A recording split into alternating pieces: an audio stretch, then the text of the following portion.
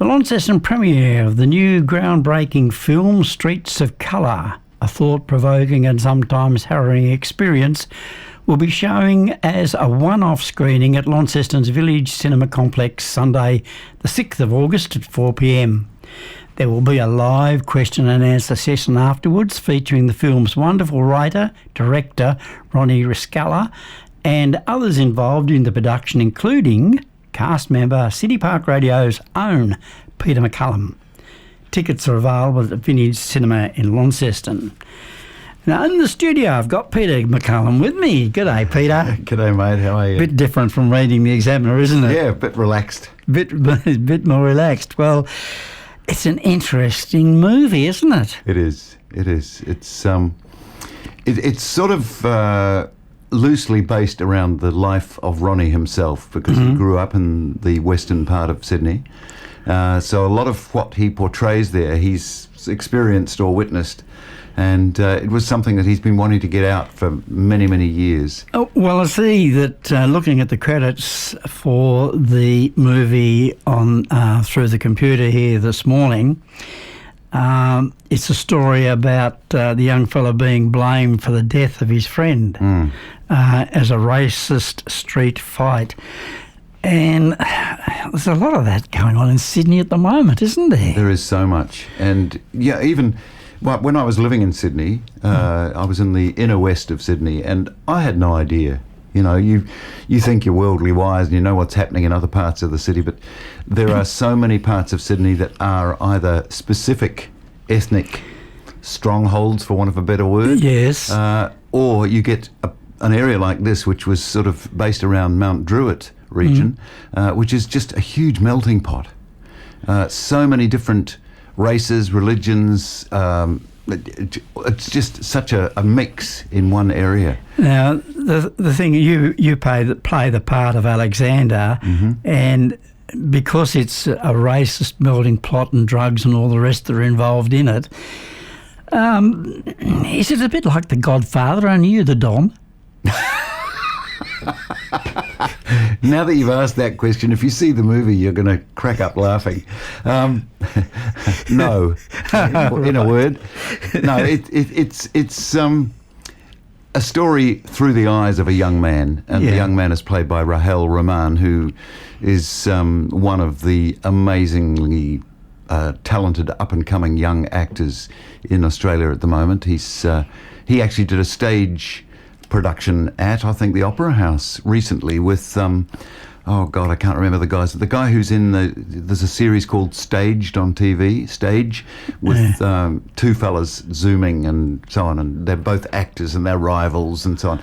And he played, it was the story of Mozart, and that'd be a strange try to follow Mozart. Mozart was played by Rahel. Oh, right. The character in the film that he plays, yes, Terence. And he finds it really hard, his character finds it really hard living in that part of town, being the ethnic origins he is, because it's just... But he actually, you might have seen from the poster, he bleaches his hair. He puts blue contact lenses in to try and sort of almost make himself lower profile and not, he just finds it easier to pretend that he's not what he actually is. And is this portrayed? This is portrayed in the film in this manner. This is his character. Yeah. Yeah. But and what's your character? Well, as you said, my name is Alexander. Yeah. I'm a bit of an enigma in it. Most of the publicity for the show is to do with the young fellas and the young girls, because this is what the story is about. Yes. But Alexander is actually a neighbour of Terence, the lead character, and a friend of his. And I guess you could say in some ways I'm a mentor. I was going to say, I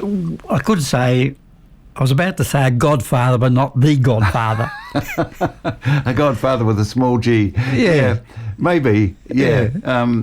And he's as I say, he's a bit of an enigma. Nobody quite knows who he is or where he originally came from, but he is there, and he's a presence in Terence's life. So he starts popping up as the spiral downwards gets worse and worse for Terence in the story. He's becoming hopeless and desperate. Well, I don't want to tell the story. No. I don't want to spoil the story for everybody because, and I do want to find out before you go a little bit about the end, but we'll do that off air. Okay. I'll be able to tell you, but I'll have to kill you. Oh, right. Okay. Perhaps I won't ask. Yeah. It sounds like a very interesting plot, and as I said, you've got this part in it, which sort of brings me into another area. This is something that I didn't know that you did. The acting. You've been an actor. Yeah, I didn't. I mean, I knew you did voiceovers and things like that. Sure. But I didn't know you were, for better words, probably professional actor. Yeah, as professional as I could be and wanted just to be. give me some idea of some of the other ones that you've done. Well, funnily enough, I did 2 movies before moving down here. We moved down here at the beginning of 2021. Right. And I shot 2 movies over the couple of years prior to that.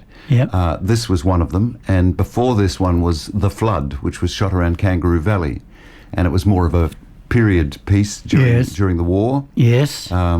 And it was to do with the treatment of the indigenous people in the region, and in that one, in fact, my character was a complete polar opposite of what he is in this one. Right. And he was a Presbyterian minister, as was his father and his father before him, and they had this attitude that the Aborigines were animals, basically. Right. So it was a very hard which has got us into where we are today, isn't it? Yeah, that's right.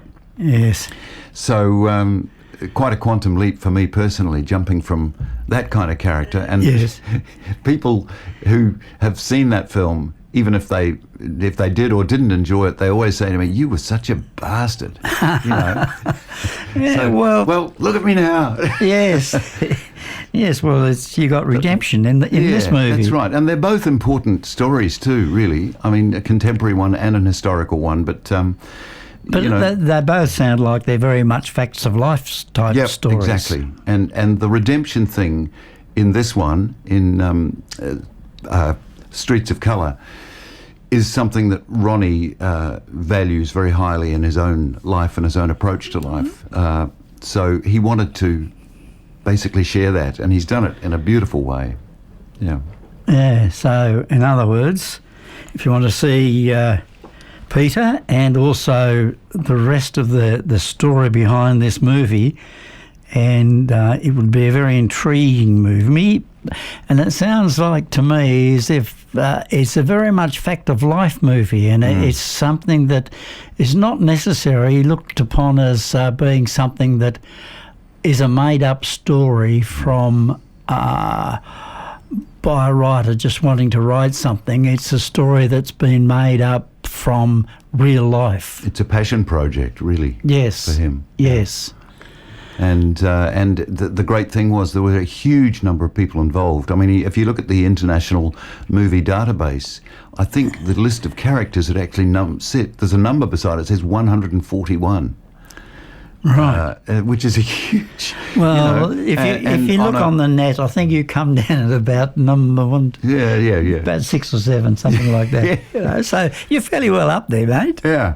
The screening here is at 4 o'clock on Sunday, and I'll be there, of course, because I'm going to be watching it for the second time only. I went and saw it at the cast and crew preview over a year ago now, and I haven't seen it since.